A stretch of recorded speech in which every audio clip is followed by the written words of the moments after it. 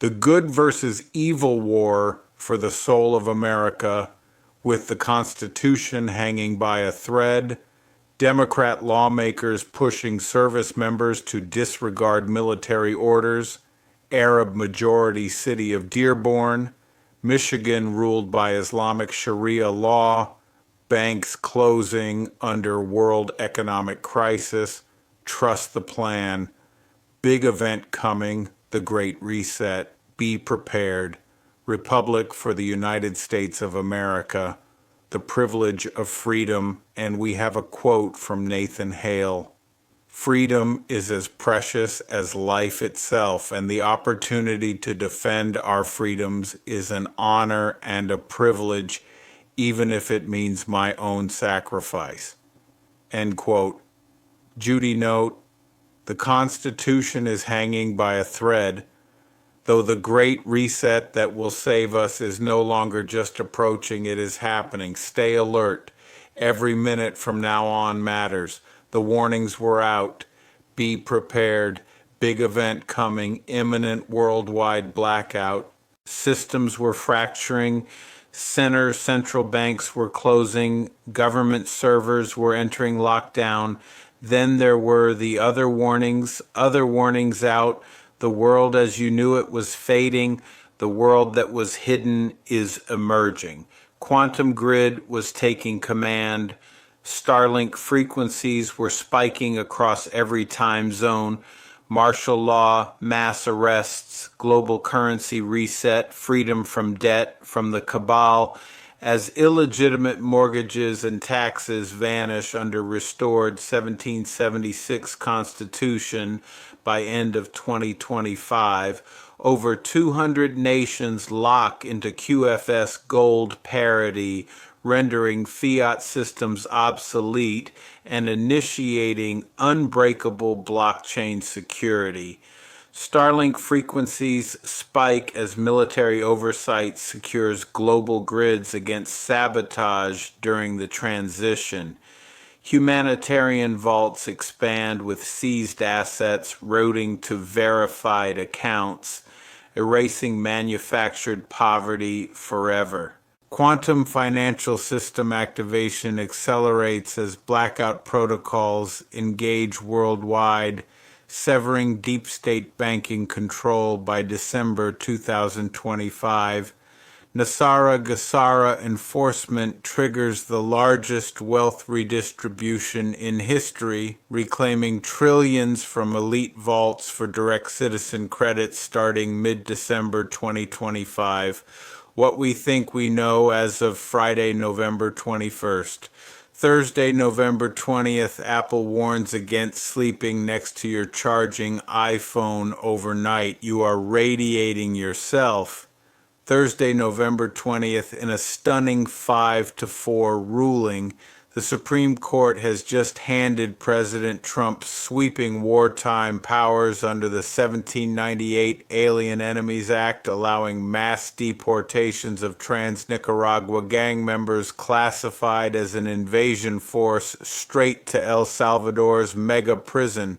Nationwide crackdown on 764 child exploitation network, over 300 active investigations. Supreme Court grants Trump wartime powers. Mass deportations of trans-Nicaragua begin under 1798 Alien Enemies Act.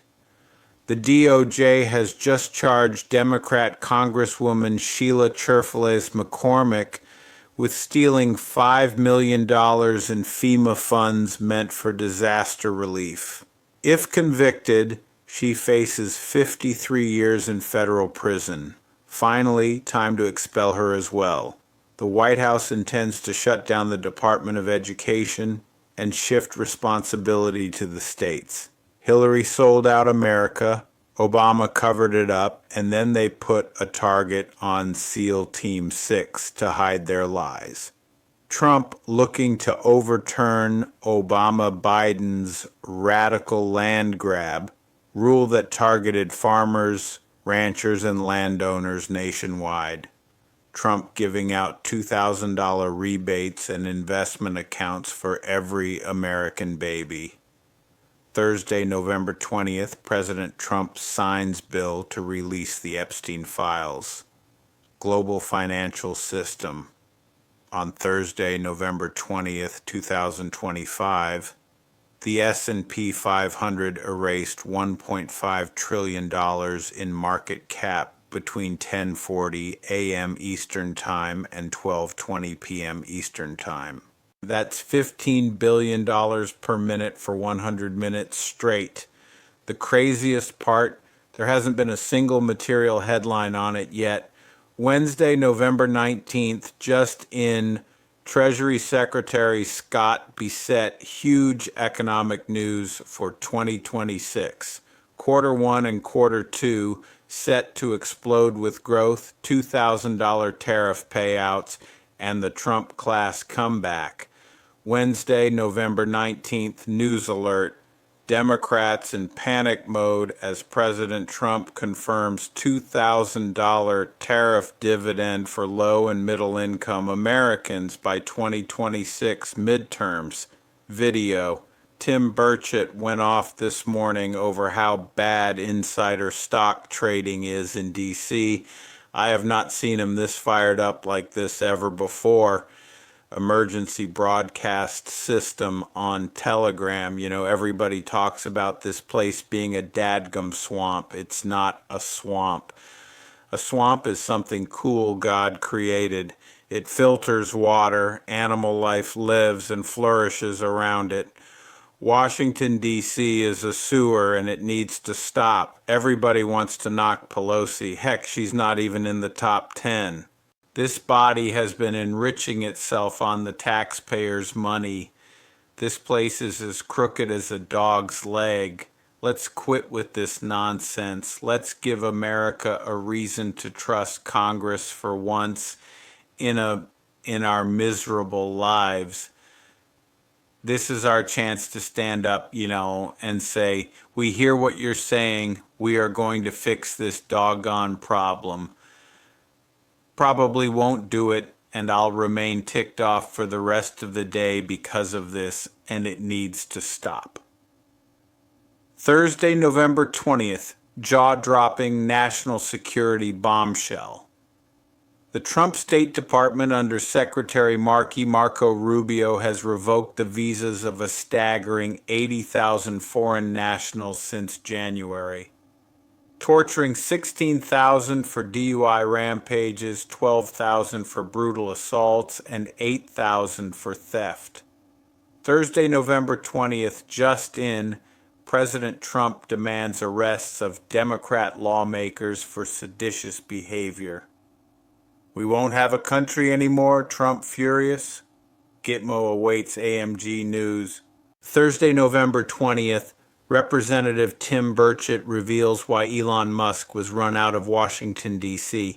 He was getting too close to exposing corrupt officials getting rich off dark money from NGOs. Elon had it right. He was getting too close. That's why both parties shunned him. He said NGO money floods to Washington and to the pockets of politicians in the form of dark money. That's why you see Republicans go squishy on NGOs. They are shady as hell. They all are.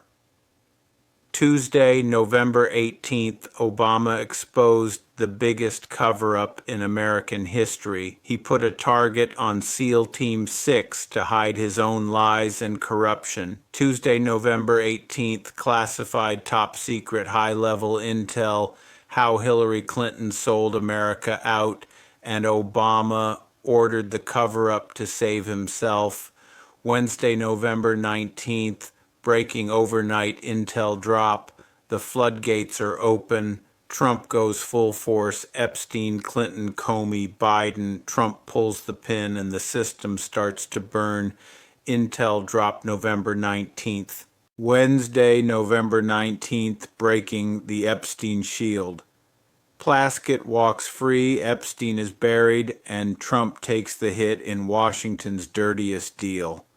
Wednesday, November 19th, breaking special report. Waters of the United States. EPA Chief Lee Zeldin moves to overturn Obama-Biden's radical land grab rule that targeted farmers, ranchers, and landowners nationwide. Wednesday, November 19th, SCOTUS wartime decision. Supreme Court grants Trump wartime powers. Mass deportations of Trinidad begin under 1798. A Department of Homeland Security official tells Fox News Operation Charlotte's Web is not ending anytime soon. That statement comes after local officials said the federal immigration crackdown centered around Charlotte, North Carolina is over. Here is the bombshell I'm going to drop on you. We have films, I've mentioned this briefly before, but in 2020, there were all kinds of Zoom calls being held in our country between typical Zoom callers have, say, 400 Antifa and BLM chapter leaders and activist cell leaders, and about 30 people from the federal government. There were people inside the federal government talking and teaching, and I think I may have sent a picture or two. Oh yeah, some pictures of what these Zoom calls looked like. I just sent them in later, and it's federal people inside the Department of Labor, inside Department of Agriculture, inside State Department, teaching Antifa and BLM how to run the color revolution. And occasionally that's huge. You guys pull that up. Occasionally, there it is. Here you go. These kinds of calls, a guide for federal workers, democracy defense, October 28th. This was how when Trump tries to run a coup, they had already decided he was going to run a coup in 2020. This is how we're going to have our color revolution. Well, this is the Podesta plan. They said if he wins, we say it's illegitimate, he's a dictator. Correct. We secede, have violence. And when he was about to win this time, they said, we're going with the Podesta plan. And now they're doing it. And so that segues into 100% U.S. senators, intelligence people, Congress people saying he's giving unlawful orders, overthrow him, coup. He says, hey, I'm not giving unlawful orders. It's just like what they did in Israel here. So the lie is that he's giving unlawful orders. The courts have said they're lawful. They're like milquetoast compared to what we need. And so they're trying to set this up. So what's the last ingredient to that? The last thing you need to know is in those Zoom calls I'm talking about with 30 federal workers, there were our deep state was in these calls. There's actually about 1,000 we have tracked down. Oh, we know the State Department through Soros runs Antifa, and they're in the government, and they're still in the government. The 1,000 feds who took part in this are still in the government. We know who they are. But here's the big punchline. In those calls, occasionally Israeli deep state showed up, Ehud Barak kind of people. They showed up and they are leading the calls with our federal people. And I would say our federal people kind of showed deference to the Israeli deep state people. In other words, everything we've gone through in the last 5 years that our deep state has engineered, they're pulled the strings. They're kind of having to pull strings pulled on them, or at least there's a close collaboration with the Israeli deep state. And the left is successfully exposing the right wing and Israel's influence in the government, which goes on. But they do not want the fact that the dominant thing is the left wing. That's correct. So you're exposing, this is the main event. You're exposing the Harvard Ultra Rothschild Ehud Barak, Clinton, Obama deep state Israel using a foreign government just like it used in the UK.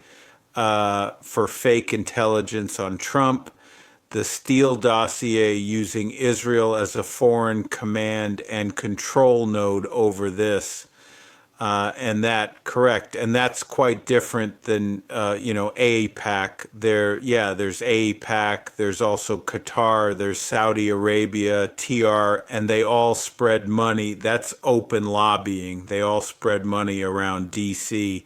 Yeah, AIPAC has some special rules. They all do open lobbying, but what we're talking about here, this is brown shirt terrorism. This is brown shirt. This is revolutionary. Being driven, it was being driven. I know this is like in the movies, one battle after another, civil war, all lionizing the very groups, correct? And just like happens in Israel. But the key thing to know is that not only were our federal people involved in this, there were Israeli deep state actors in these calls giving direction to our anti. So in 2020, you got Israel and our deep state.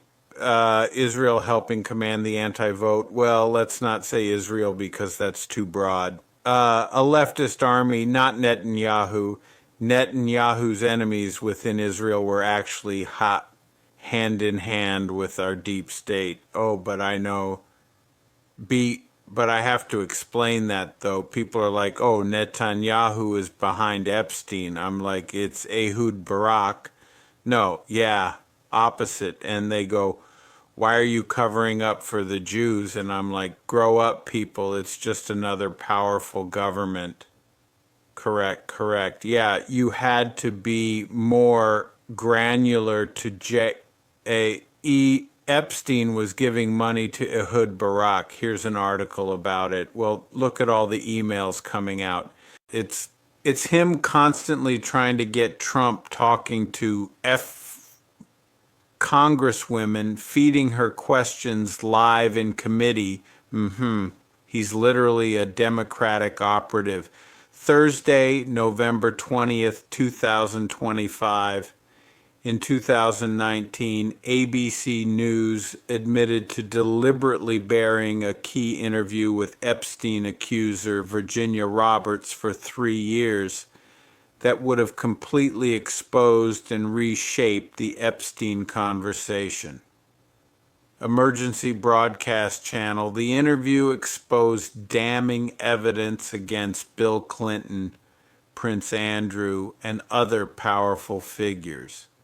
Knowing this, ABC sat on it for 3 years, calling it a stupid story and burying it to protect their access to royalty. If ABC had aired it, the victims would have justice and the American people would have answers.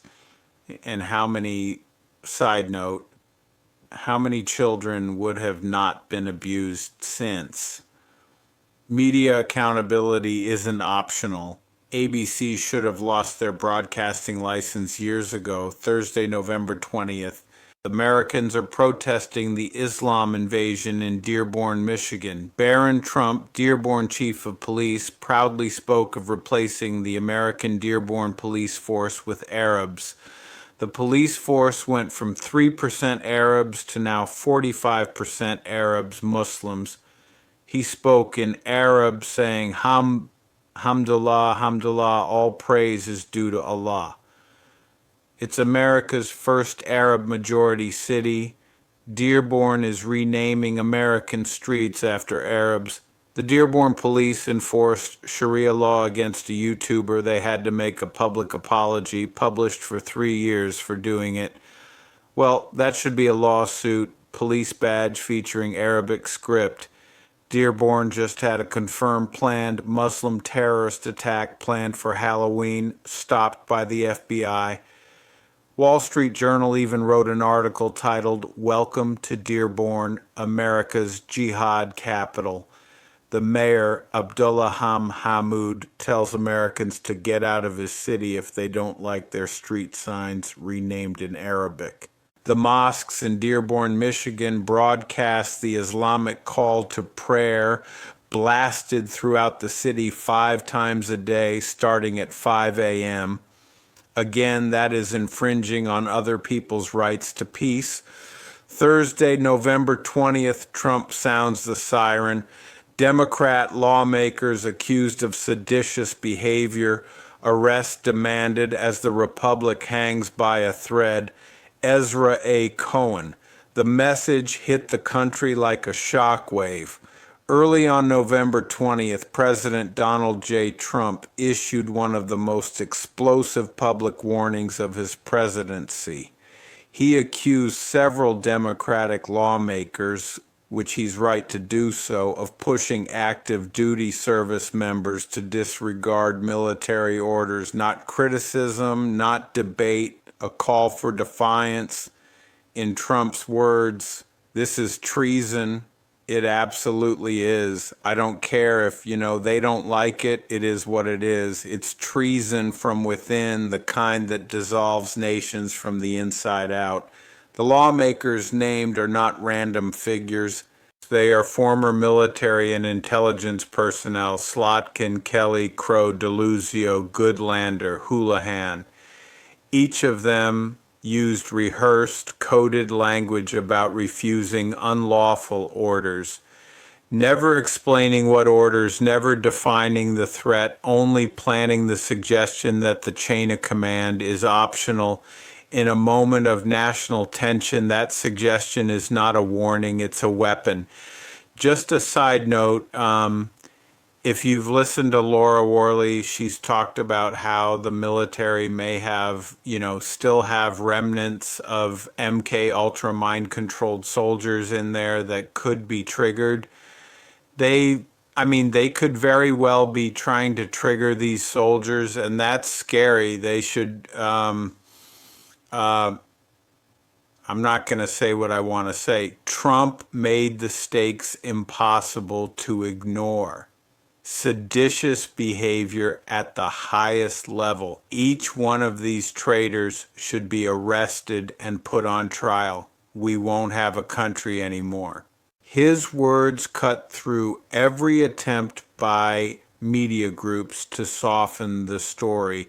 This is not misunderstanding. It's an open attempt to fracture military obedience at the precise moment Trump is trying to restore order, authority, and constitutional balance after years of institutional sabotage. Yes, side note, that little speech that all of them gave, it looked so rehearsed and planned. It's been planned for a long time. Probably that little video they put out. The danger is not abstract. A military that chooses orders based on partisan influence cannot defend a nation. A Congress that tells soldiers when to obey and when to rebel cannot claim loyalty to the Constitution. Well, they didn't take a loyalty oath. That's another problem. Trump sees exactly what this is. A final attempt by the remnants of the old structure to derail the return of accountability, tribunals, and national direction. When he says an example must be set, he's speaking to every American who has watched internal subversion operate without consequence. Absolutely. The Democrats have been taken and controlled by the cabal for this insurgency, this fifth column, the whole Democrat Party, and there are useful idiots involved in there too. Across the country, patriots heard his words and understood the moment. The Republic only survives when its defenders stand united. When elected officials try to break that unity for political gain, the line has already been crossed. Trump did not whisper it. He stated it plainly. The nation is in danger, and if there's no accountability, there will be no country left to defend. Jason Crow thinks that going in as the National Guard and making sure that protest is an unlawful order, then he and his colleagues, no Marine in that video, by the way, can go and file a lawsuit or use their congressional powers to investigate. Telling people serving in the military the orders they don't agree with politically are unlawful is a very dangerous game. There are elements inside of the administration, inside of the executive branch of the administration, principally in the United States intelligence community, and I know this factually because we've caught a bunch of them and we've got whistleblowers out on some of them. But this is the intelligence community. That's why it was interesting when we heard the members, and then all of a sudden the one popped up who was a former CIA officer, and it made me wonder. I was like, what the hell? You know, okay, so they're former members of the military. They're griping about whatever, and they actually are really hurting our military more than they know, believe me, because there's people in the military that are still under the wokeism of the last administration. On Wednesday, November 19th, the mask finally dropped. A coordinated group of Democrat operatives released a rehearsed video urging American troops to reject orders from President Trump, Gitmo TV. They framed it as caution, but the tone was pure psychological conditioning. This was not political disagreement. It was an attempt to fracture the military chain of command while tribunals close in on the networks that once operated freely.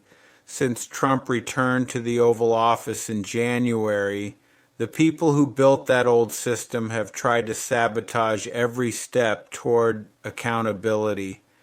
This video was their boldest signal yet. Their panic has a cause.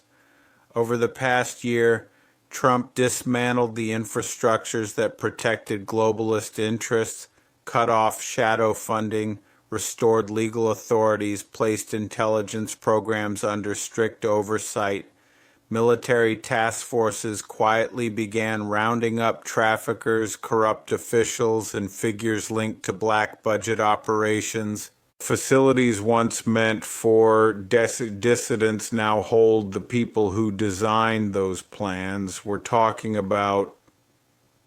Are we talking about the FEMA camps that they had planned for dissidents? Evidence buried for years is scheduled for military courts, including the unredacted Epstein network, the Moderna contracting files, and digital maps recovered from the Hunter Biden investigations.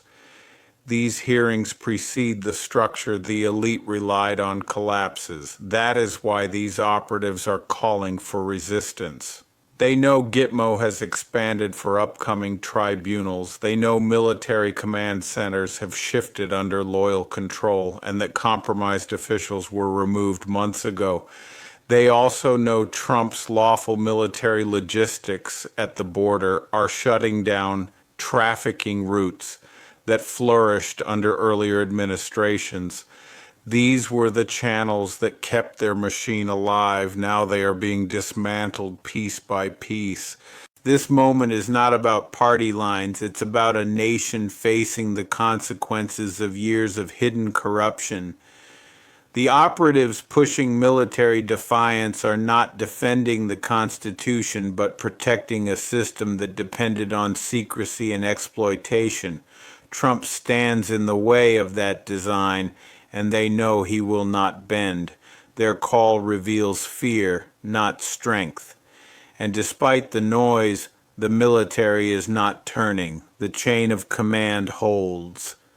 The tribunals are coming. The truth is moving forward with the answers. He's the Deputy Attorney General of the United States. Todd Blanche is with us. You're number 2 at the DOJ, Todd. You're doing a great job. Thank you. Thank you for being with us. Please shed light, because I found that extremely alarming. I hope you found it alarming, and so did I, and so did hopefully every American.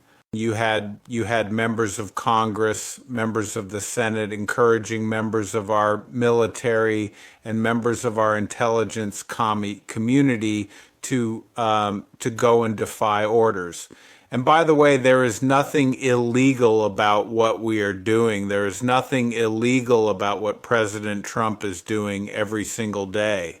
To the contrary, he's doing exactly what he said he would do when he won a year ago, and this is abhorrent conduct. I felt like I was watching a propaganda video by one of our enemies trying to recruit the military to become spies when you see what these men and women were saying about this administration, about this president, and you ask whether what they did is a crime. I mean, you tell me what it is. You tell me what it is. I mean, what is the value? What is the reason for saying what they said, except for to encourage members of our military, to encourage members of our intelligent community to defy a direct command from their superior? And that is wrong. Your resume as an attorney and your background and experience lends me to believe that you know the answer to the question you're asking me. You're number two at the DOJ. Does this need to be investigated, and what would the investigation be under? Well, the investigation would absolutely be under what their intent was in saying this. And the question, we've all watched this a lot today, and the question you have to ask yourself is, what is their intent? What is the reason that they all went on a video and encouraged young men and women to defy court orders without even giving a hint of what's illegal, without even giving any suggestion of what law or what order they're being asked to violate? You cannot do that in this country, especially if you're a leader. And so, what does the investigation look like? I think they should be held to account. I think that those congressmen should be required to answer questions and to answer questions about why they did what they did, and the American people deserve that, and so does President Trump. Deputy Attorney General, let me put back on the screen, if I may, 18 U.S. Code 2383, and I will go over it one more time. We'll put it up on the screen. It says, whoever incites, sets on foot, assists, or engages in any rebellion or insurrection against the authority of the United States or the laws thereof, or gives aid or comfort thereto, shall be fined under this title or imprisoned not more than 10 years or both, and shall be incapable of holding any office under the United States. Do you suspect these 6 lawmakers are guilty of this? Look, I'm not convicting anybody tonight on this show, but I will tell you something, and that is this is a disgusting and inappropriate display of supposed leadership from the Democrat Party.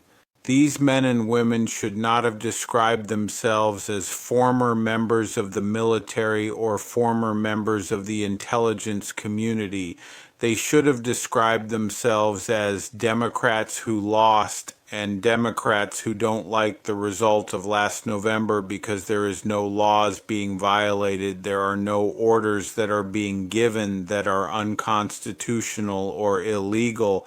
And the fact that these folks came out and encouraged armed young men and women who are all, many of them armed. Thursday, November 20th, the land grab collapses and America takes back its soil.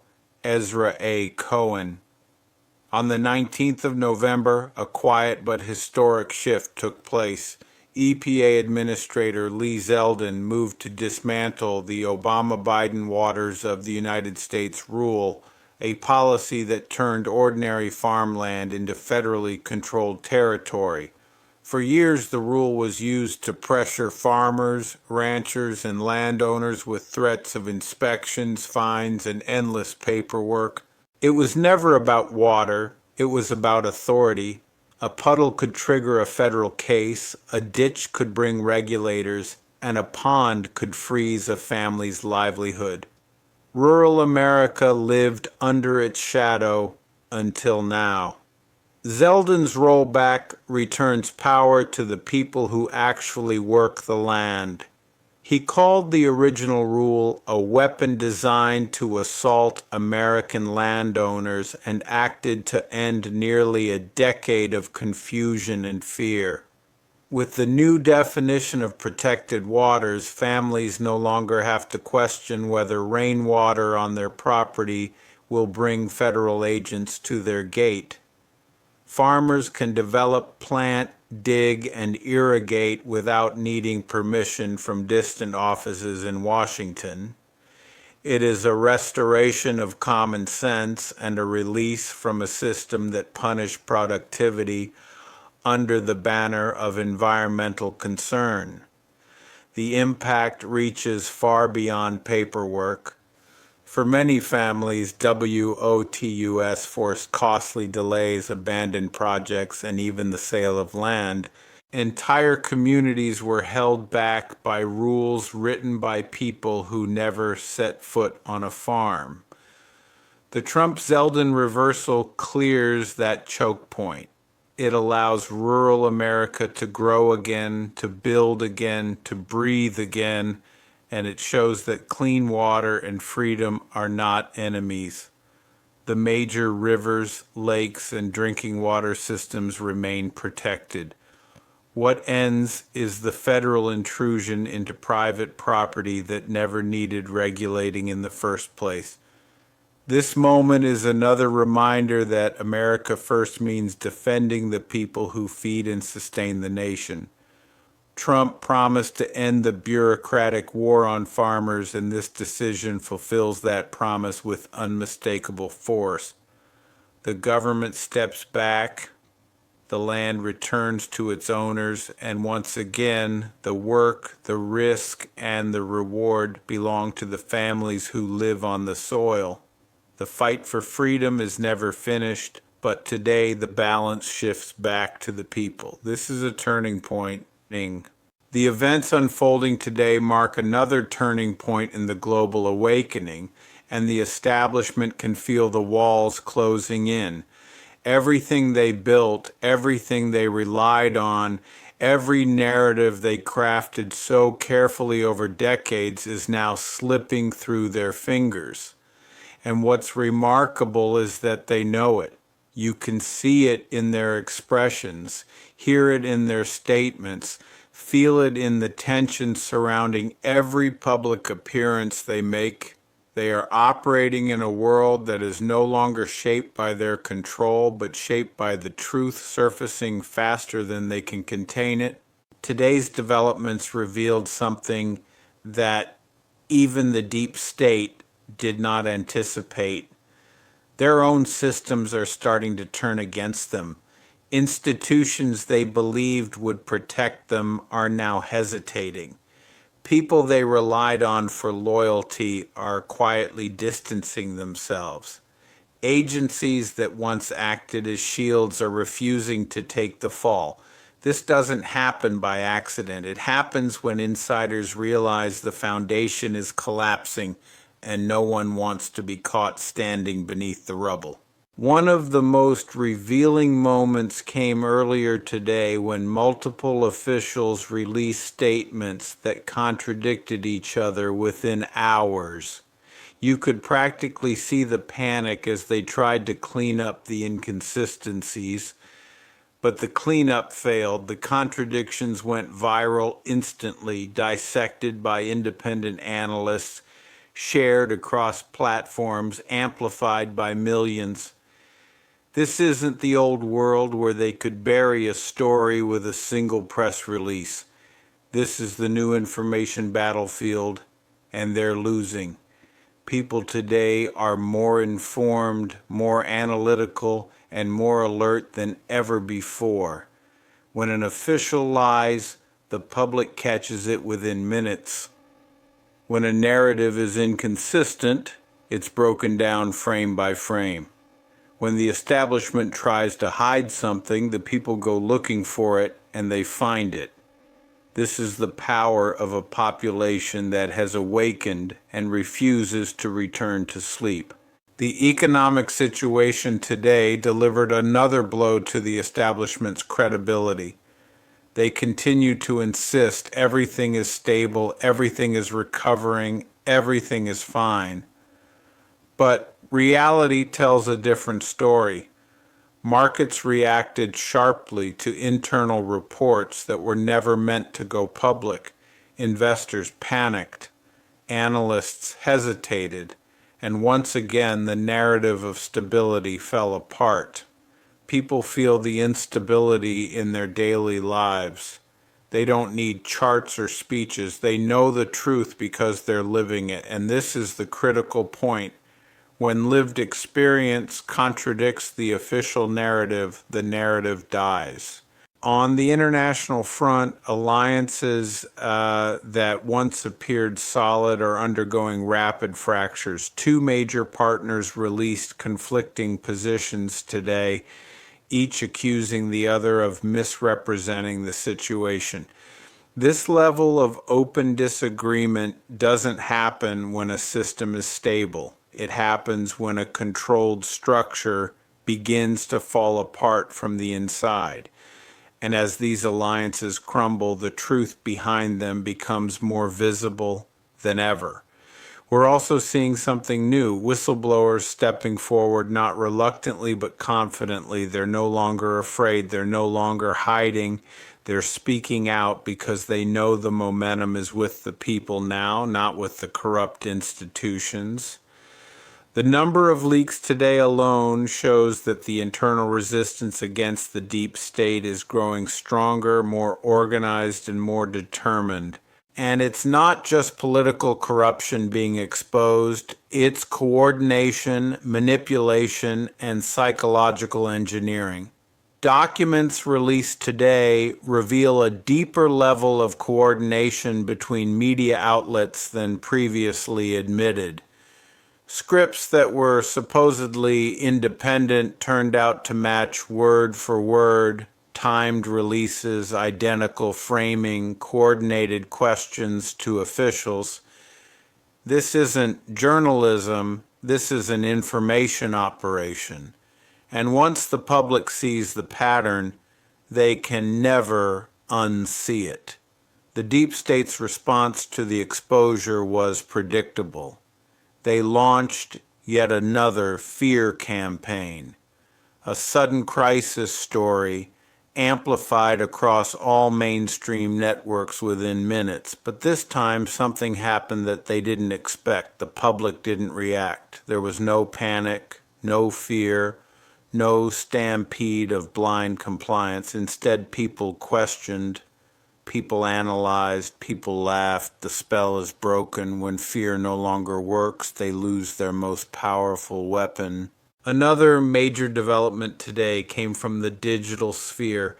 Algorithms that once suppressed independent voices are glitching, failing, or simply malfunctioning.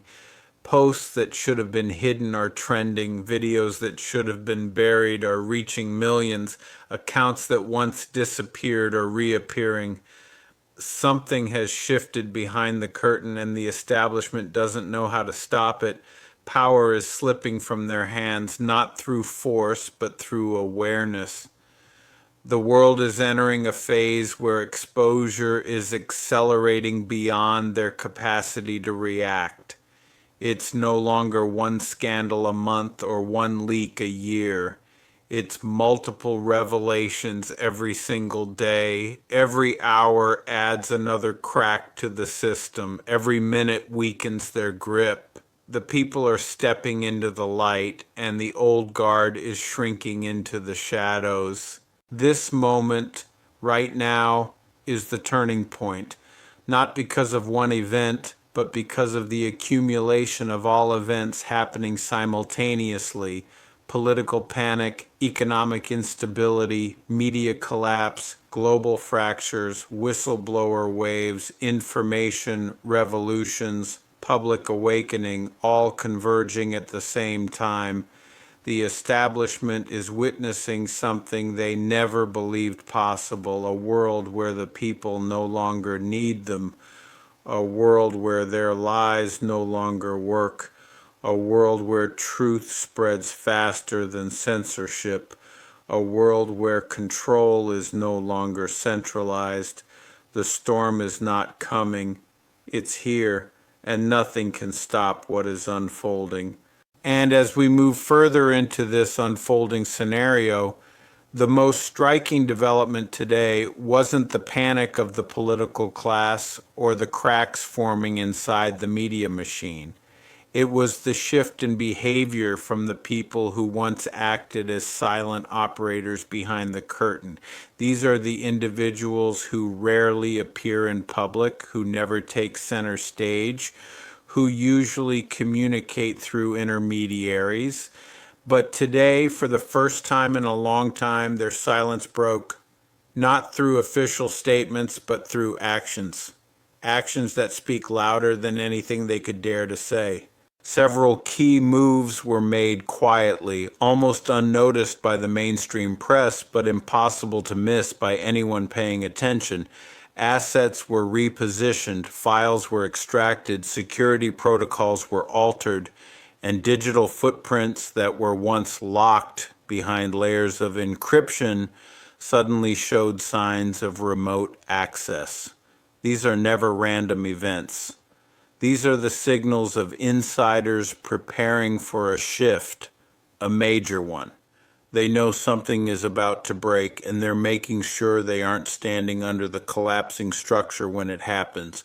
You can tell the deep state feels this change too. Their messaging today was disjointed, almost frantic, as if each spokesperson was reading from a different version of the same collapsing script. Some pushed fear, others pushed reassurance, others tried to distract with irrelevant stories, but none of it connected, none of it synchronized. This is what happens when a system built on central coordination loses its center. The voices become scattered, the strategy fractures, and the illusion dissolves.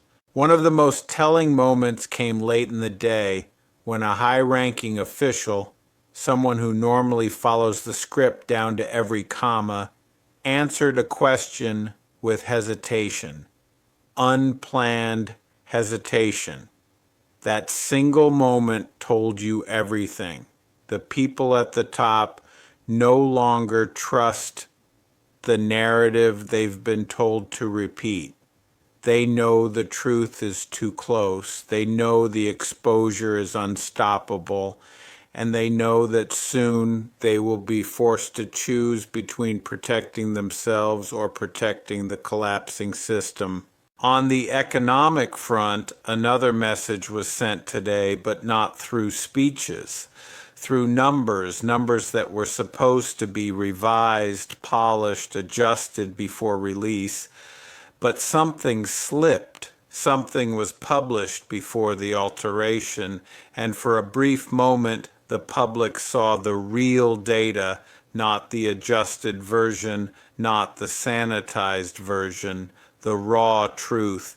And once again, independent researchers captured it, archived it, and circulated it before the establishment could take it down. The damage was done. It's becoming harder for the deep state to hide the economic reality. They can say everything is fine every hour of the day, but when families, businesses, and workers feel the pressure, the words don't mean anything. Lived experience is stronger than propaganda, and today, more than ever, people began speaking about what they feel, not what they're told to feel. And then there's the international scene where tensions are tightening again. Another alliance wavered today. Another public disagreement surfaced. Another major partner made a statement that contradicted the official narrative within minutes of being published. These are the signs of geopolitical fragmentation. The old order relied on unified messaging, coordinated timelines, and synchronized pressure campaigns. But now every country is acting for itself. Every leader is scrambling to avoid being tied to a falling empire. Every alliance is cracking under the weight of exposure. Meanwhile, whistleblowers are becoming more fearless. The leaks today weren't subtle hints, they were detailed, documented, and deliberate. These people are no longer afraid of retaliation because they see the system losing its ability to punish dissent. They see the shield cracking, they see the public rising. They see that if they speak now, they will be on the right side of history when the truth becomes undeniable. Since that moment, the target shifted toward the people constructing the restoration plan. Heggs, Rubio, Noem, Driscoll, Phelan, all have now been relocated under direct military control after verified surveillance attempts dampened entry points and warning operations consistent with foreign-style intimidation tactics. Inside the system, the classification has already changed to what authorities call strategic threat reduction, a level assigned only when national actors are marked for physical removal. The kill teams operate through front companies embedded in tech and logistics hubs in blue districts, rotating assignments every few days, often traveling under NGO credentials.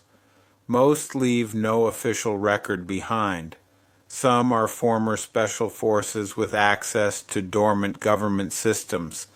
At least 5 assassination attempts were blocked in the past, and on 90 days, each one structured with layered support and long-term planning. These are not chaotic street attacks. They are coordinated missions designed to remove individuals critical to the transition. While legacy media suppresses everything under old directives, Trump's team has rerouted all communications to isolated fibers, air-gap devices, and Interson courier systems. Financial structures tied to globalist institutions are collapsing at the same time, accelerating the push for eliminations as old power centers attempt to hide assets and erase trails before the switch in systems becomes irreversible. Their remaining enforcers are now focused on eliminating those who oversee QFS implementation, legal audits, recovery channels, and classified infrastructure operations. The objective is simple: delay, sabotage, and force Trump's alliance into a defensive posture. While foreign partners attempt to regroup, this was never going to be resolved through elections. These networks never operated within legal limits. They built international kill structures inside government programs and still control certain sleeper channels inside American cities. This is why the bases are full, why movement is restricted, why communications are shielded. The people being hunted are not corrupt elites or political puppets. They are the ones rebuilding the system, recovering stolen wealth, exposing underground networks, and preparing tribunals. They are the ones changing the entire order. That is why they are being targeted. The rest of the country only sees the silence. The real battle is happening out of sight inside the secured quarters, where this transformation is being protected day and night. As Monday, November 17, 2025, U.S. Citizenship and Immigration Services Director Joseph Bedlow announces widespread immigration fraud of Somalia immigrants in Minneapolis fraud was found in nearly 50% of all cases. Blatant marriage fraud like Representative Ilhan Omar visa overstays. Forged documents, H-1B visa abuse and fraud, F1 visas, abuse and fraud, people claiming to work at businesses that can't be found, many other discrepancies. Officers identified an alien who had overstayed his visa waiver, who was the son of a known or suspected terrorist on the no-fly list. We found troubling patterns with the Uniting for Ukraine program that should have raised serious concerns under other administrations, such as an individual filing to sponsor more than 100 aliens and organizations sponsoring hundreds. We are continuing to investigate these cases. Multiple illegal immigrants in marriage fraud cases were found to have multiple wives in multiple countries. In another, an individual admitted to obtaining a fake death certificate in Kenya for just $100 to prove he was no longer married. In reality, his wife is alive, living here in Minneapolis, and is the mother of 5 of his children. And incidentally, he has another wife living in Sweden with whom he has an additional 3 children. Voter fraud. Monday, November 17th, 2025, 2 minutes of surveillance footage they hoped you'd never see. Conspiracy Day, November 3rd to 4th, 2020. Detroit, Michigan, DCF Center, Emergency Broadcast System.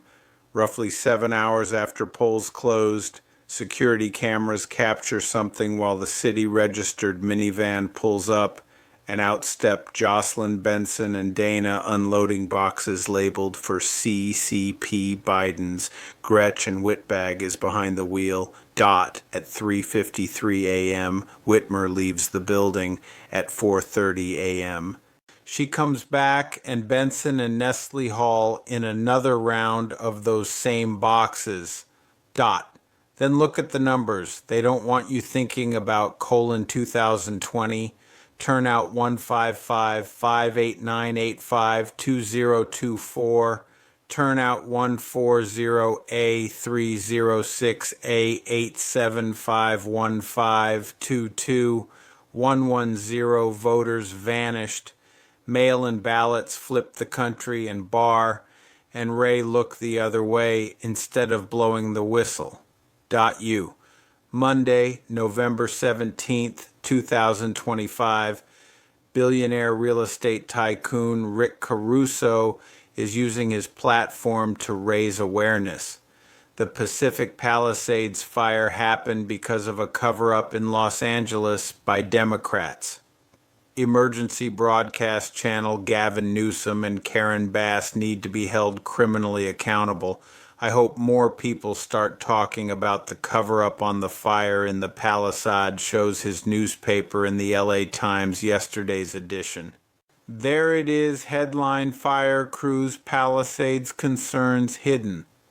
What the article talks about is the firefighters were concerned about leaving the original blaze that was put out on January 2nd because they knew it wasn't completely out, and they told their superiors they shouldn't leave the site on January 2nd and but they were ordered to go back to the station against the recommendation of the firefighters who were actually there and felt the ground, felt the roots, that they were still hot. And the title of the episode is right on schedule. Fed wants to delay cut. The economic shift is happening.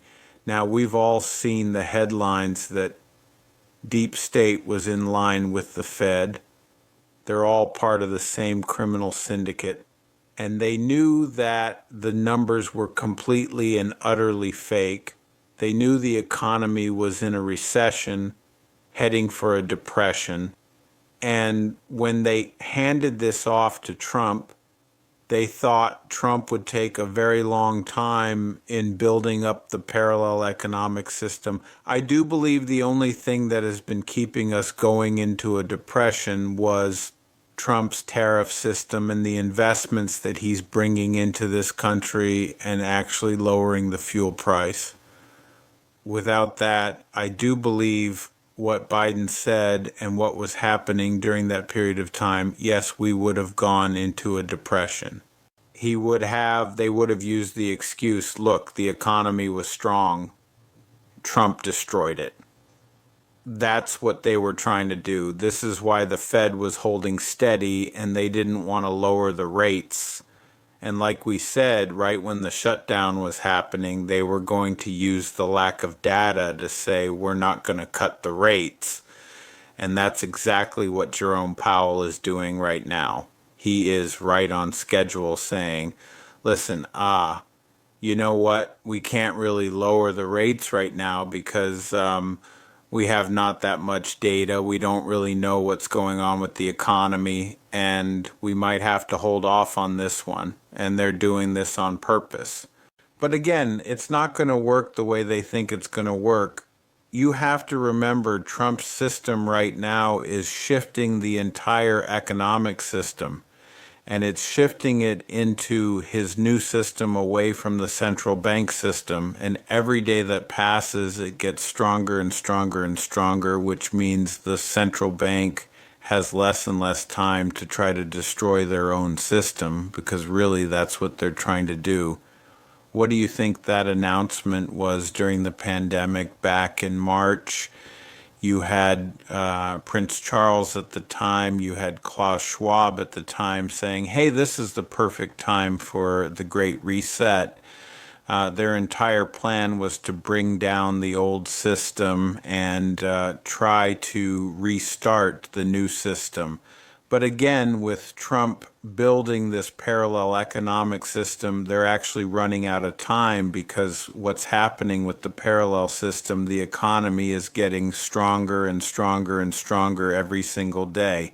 And as Trump gives the people the dividend, not the stimulus, but the dividend, he's not creating new currency. He's not borrowing it from the Federal Reserve. This is money coming in from other countries. When he gives that money to the people are going to be with him. And this is going to be a major, major problem for the deep state, the central bankers, because when you have the people with you, the people who are feeling good, they see a lot of jobs opening up. They see fuel prices coming down. If you go to the supermarket, you see inflation. It's pretty much non-existent. And I do believe that with the meat costs right now, well, we have a monopoly right now. The meat packers, they are now controlling the prices. And I do believe this is why he made the deal with Argentina, because once again, they will supply the meat, they will pack the meat, and it's going to bypass the meat packers, which means you're going to have competition. And what happens when you have competition? It drives down the prices. And I do believe this is the first method that he is using to attack the monopoly of meat packers. And remember, the ranchers, they're getting screwed every step of the way because of this monopoly. And I do believe Trump is going to be breaking it all apart. But you know, something that's very interesting, and this is happening out in the UK, it looks like for the first time, the majority of British adults believe the generosity of the welfare system stops people from supporting themselves. And that is absolutely true. Not just true in the UK, but true worldwide. Now think about this. Think about what they just realized. Is this what the central bank wants? They want you dependent on their system. So this way you never ever go look for a job? Yes. They want everyone dependent on their system. It's much easier to control the people when you're dependent on their system, because they'll say, listen, if you want more of this, this is what you got to do. This is what you got to give up. This is what you have to do. So basically, the central bank system, they figured out a way to control the masses. Not just to enslave them in their system, but actually control them. That's what they've been doing. And like we said from the very, very beginning, the central bank right now is using the excuse that they don't have the data to make a decision on the rate cut. Geiger Capital put this out and says BLS says it won't publish October jobs report. November jobs report rescheduled for December 16th. Third world data collection. The Fed is now flying blind for their meeting on December 10th.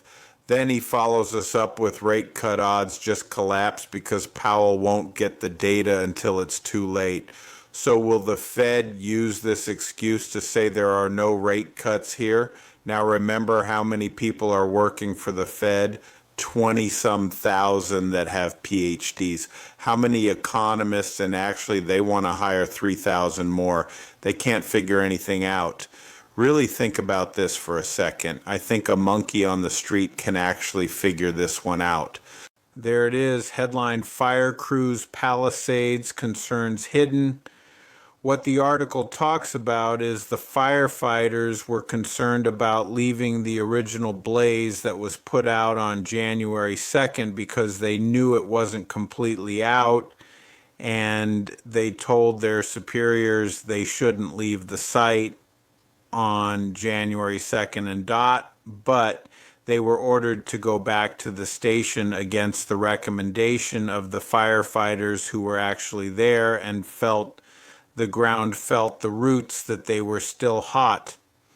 And the title of the episode is right on schedule. Fed wants to delay cut. The economic shift is happening. Now, we've all seen the headlines that they really don't do much. Actually, all they do is create currency. That's it. Period. The end. Yes, they mess a lot of things up, but they really don't do anything to help we the people. And I think this is what Trump has been saying. This is what he said during the Saudi investment conference. Well, we'll be talking about that in just a sec. Now, the other thing that's very interesting is that Stephen Miller, he revealed a shocking statistics that 40% of rent-controlled housing in New York City is occupied by foreign born population, which means that the foreigners that are coming into this country, they are given the rent-controlled apartments and are housing, and the American citizens, they have to pay for non-rent controlled apartments or houses, which actually drives the cost up. Actually, when you bring in illegals, like we've seen, it continually drives the cost of housing up. And once you start to deport the illegals, all of a sudden you're going to see salaries, wages go up. You're going to see rent go down. You're going to see housing go down. You're going to see the opposite. And the deep state, the central bankers, they have caused all of this. And you can see what Trump is doing. He's bringing in more and more investment into this country every single day.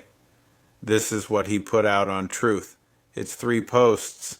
It says, Jensen Huang, as I promised, production of Blackwell has started. AI invented in America, made in America, built for America and the world. Jensen Huang. After less than a year, we're now manufacturing the most advanced chips for AI here in the U.S.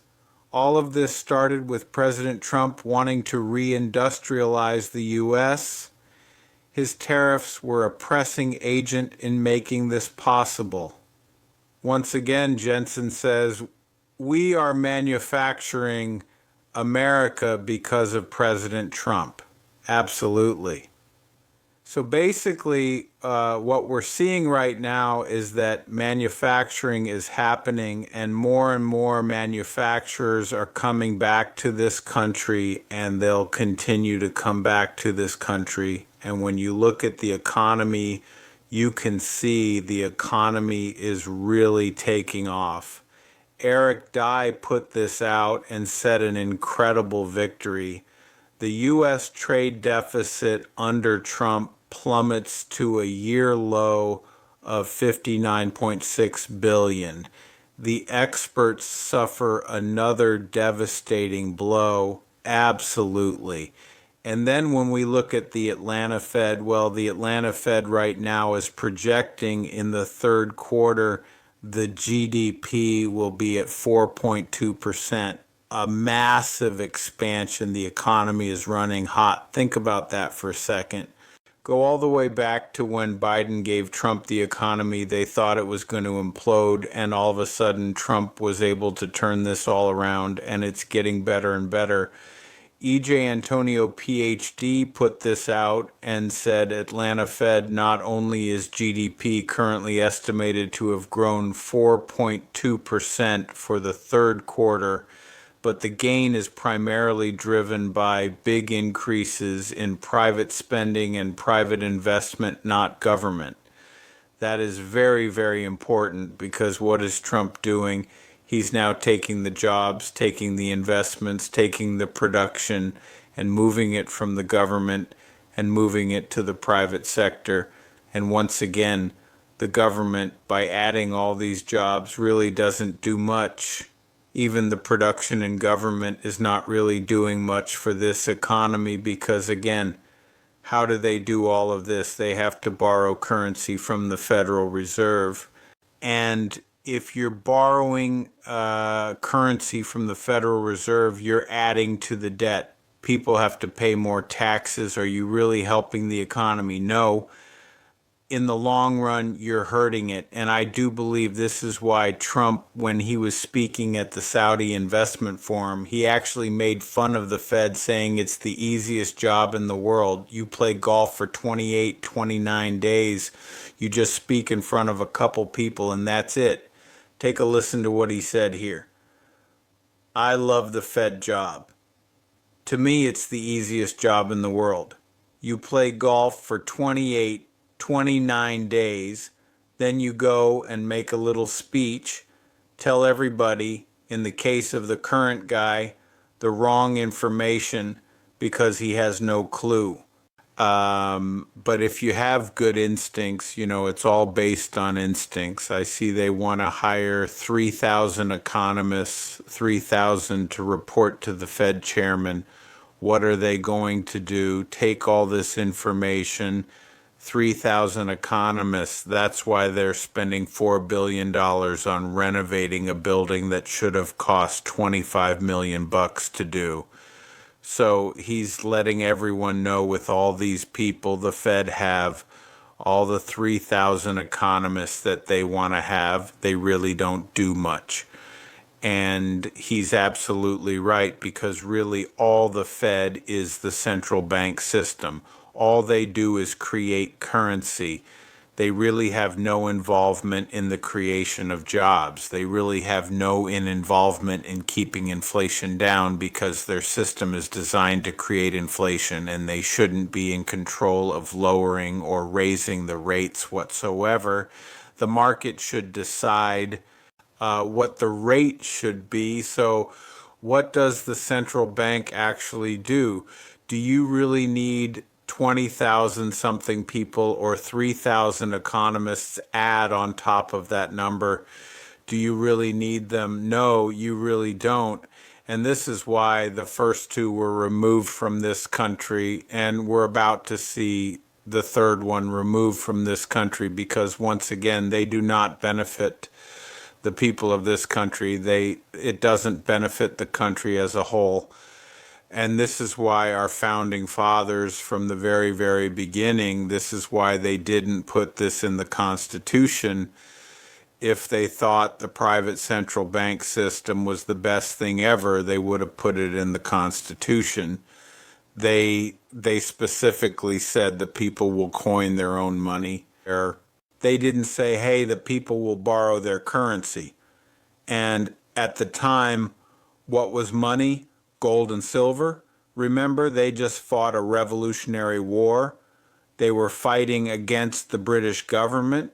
The king, where did the king get his money? From a private Western central bank system. And this has happened over many, many years with many, many different countries. The United States is not the first one, but right now it might be the last one. And I do believe that with everything that Trump is doing right now, he's building the economy up so strong because he's competing with a system that doesn't work. So when you have a system that works and you're building it up and you're competing with a system that doesn't work, which system do you think is going to win? And eventually, what's going to happen? It's going to become so powerful, the central bankers will not be able to stop it. And this is why yesterday, when we mentioned there was 150 years of data showing that tariffs do not actually create inflation, it actually decreases inflation. The central bank is the cause of the inflation. But again, they hid this information from everyone because, again, they didn't want people to know this because you would then say, why do we have the central bank if you're causing all this inflation? And you remember the tariff system and the central bank system, they really don't work well together.